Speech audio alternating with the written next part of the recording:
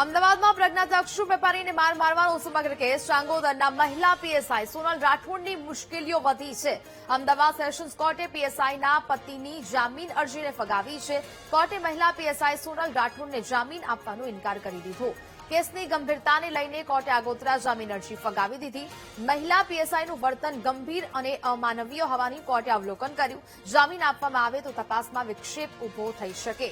મહિલા પીએસઆઈ સોનલ રાઠોડની જામીન અરજી માટે તેના પતિએ અરજી કરી હતી અને કોર્ટ દ્વારા અરજી ફગાવી દેવામાં આવી છે। સંવાદદાતા પાર્થ ફોન લાઈન પર જોડાયા છે। પાર્થ, અમદાવાદમાં પ્રજ્ઞાચક્ષુ વેપારીને જે માર મારવામાં આવ્યો હતો, હવે કોર્ટે તેમની જામીન અરજી ફગાવી છે, શું અપડેટ?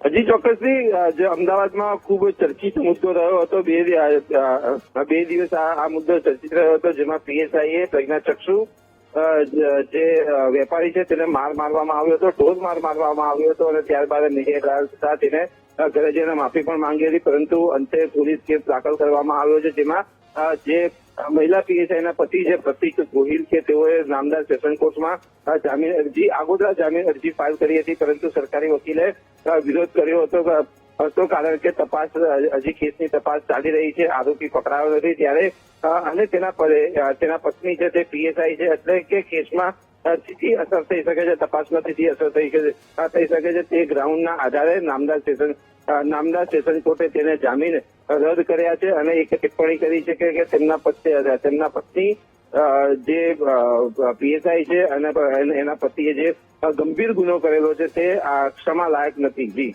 બિલકુલ પાર્થ, જાણકારી બદલ આપનો આભાર।